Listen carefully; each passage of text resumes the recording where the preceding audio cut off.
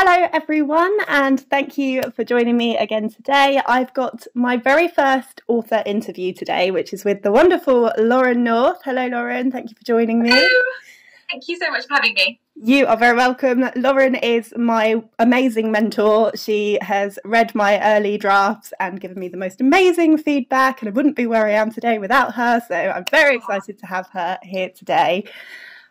We are today going to be talking a little bit about motherhood in psychological suspense and thriller novels, because that's what we both write about. And it's really quite trendy at the moment. I think it's, you know, when you're reading psychological suspense novels and psychological thrillers, there's almost always some kind of motherhood stream in there, isn't there? It's very much like there'll be like a mother who's lost a child, or there'll be someone who's suffering with postnatal depression, or anything along those lines. It tends to be quite a popular topic at the moment. So I thought it was a good one for us to talk about. Before I get into the proper interview, I'm just going to read the bio that I've got for Lauren, just so that you can find out a little bit more about her. So Lauren is the author of 3 psychological suspense novels, one of which is going to be released in September of this year. And her novels tend to delve into the darker side of relationships and families. She has a lifelong passion for writing, reading, and all things books, which developed from childhood and her dark imagination of always wondering what's the worst that could happen in any situation. She studied psychology before moving to London, where she lived for many years, and she now lives with her family in the beautiful Suffolk and Essex countryside. So welcome, Lauren. Thank you. It's not looking very beautiful today because it's very wet. Yes, yeah, it's been just awful weather, hasn't it? It's like, when is our summer going to start? I have no idea. It's on holiday. So I'm going to start off with just asking you what kind of draws you to the themes of motherhood when you're working on your novels and coming up with your novel ideas. So I think the 2 things that draw me to the storylines is, one, I am a mother, and I'm very aware day in, day out of the strains of motherhood. And so I think when plot ideas come, they generally will come from what I've experienced. So with The Perfect Betrayal, I had moved to a small village, and I'd experienced that isolation that you feel when you haven't got any friends and you're trying to look after your kids by yourself and you haven't got that support network. And that became sort of the starting point for The Perfect Betrayal. So I think I'm always using what I know. And I think the other thing about motherhood, and one of the reasons it makes such a great storyline and why it's so popular, is because it really ups the stakes. If you've got a child involved in anything, the pressure on the mother or the dad, and just the knowledge that the reader anything could happen. I think that really, really ups the ante and can make for a much more tense book. So I think from those sides of things, it's it always makes it quite an exciting book, I think. Yeah, it's kind of like a write what you know thing as well, isn't it? It's, you know, you think about what's the worst thing that could happen to you, and as mothers ourselves, that is something happening to a child. That's just the worst thing. So, yeah. Do you think that that's kind of the appeal with these types of novels? What do you think is, as a reader, why do we enjoy reading these kind of novels?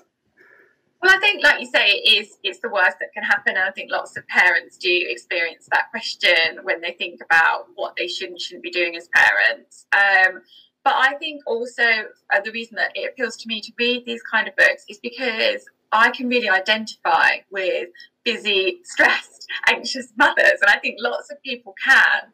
And I think there is a certain amount of a mental load that you carry as a mother, when you're thinking constantly about what they're supposed to, like when they're young, it's like, well, what do they wear? Where are they going? What do they need? What needs to go in the bag?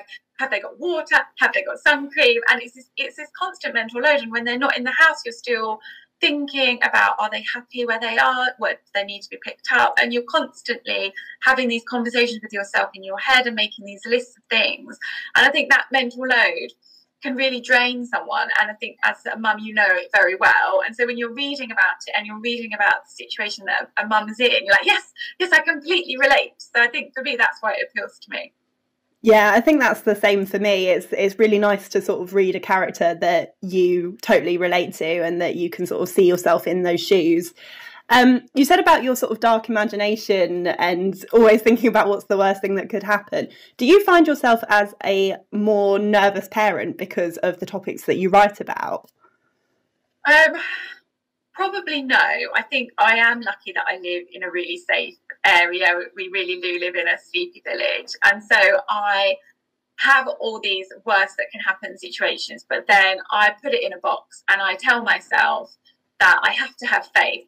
That I think if you're going to be a parent that allows your child to like walk down to the corner shop by themselves at some point in their life, use their pocket money to buy a pack of sweets, and not go with them, then you have to have faith that they are going to cross the road correctly and they're not going to be kidnapped. And it's really hard because you do worry, but it's important for their development as children to have that independence, in my view anyway.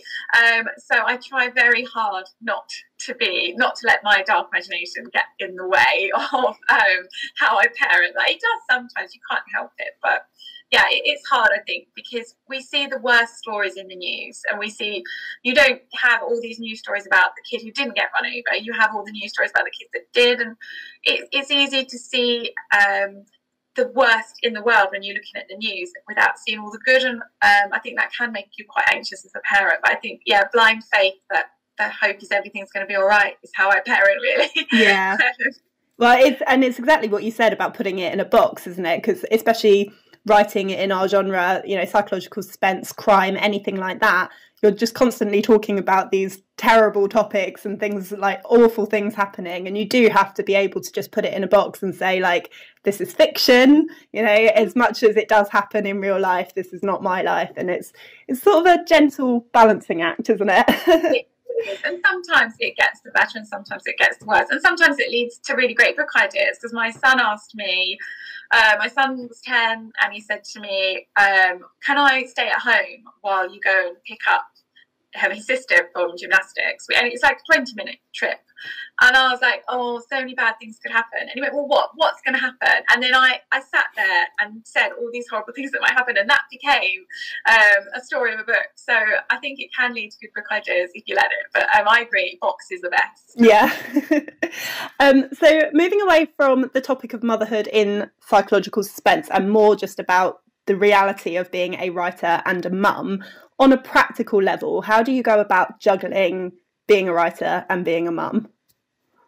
Well, I think I'm really lucky to be able to spend my time writing. It is my only job, and my children are now 11 and 9, so they're quite independent, and I have the hours between, say, 9 and 3, but then when they come home now, they don't want my attention, they want downtime, so I get a little bit more time. So I generally do work 9 till 5. But then saying that, the weekends when you're like rushing between clubs, my laptop is always in a bag and it comes with me to every club, and I sat in a car park writing. And homeschool was really hard, trying to juggle teaching them and trying to keep my own workload going. I used to get up quite early and have a block of time to myself, which was exhausting. But I think you have to not stop. I think my view is, if you want to try and juggle it, you have to not stop. So taking your work with you everywhere you go. And I think as a writer, we never turn off anyway, because even when we're on a walk, we're thinking things through, aren't we? Plot ideas and characters. So yeah, that's how I juggle it. I don't always juggle it successfully, I would say. There are lots of times when I feel like I'm either not doing enough work, or maybe more often when I don't feel like I'm giving my children enough attention because I'm so busy with work. And it is hard to find that balance. I think you do have to give yourself talking to a lot of the time. Yeah, especially like I'm not there yet, but the thought of sort of being on deadline and having publishers and agents waiting for a book to be ready for a specific time, that sort of gives me the anxiety, because I'm like thinking about balancing everything. And like, I don't know, I think you've kind of got to decide if you want to write enough, because then you need to be able to say to yourself, you know, this is really important to me, I'm going to make the time for it, because it's really easy to get distracted and do other things and be like, oh, I don't feel like writing today, I haven't got the inspiration there, sort of thing. So yeah. I think you've got to be firm with your family as well, and you have to say to your children and your partner or whoever's around you, this is my time to write. And I'm not always very good at that. But I have got better at it, and I think my family have got better at understanding as well. But it has taken quite a long time to get there, I think. But you have to be firm with them and say, no, this is my time.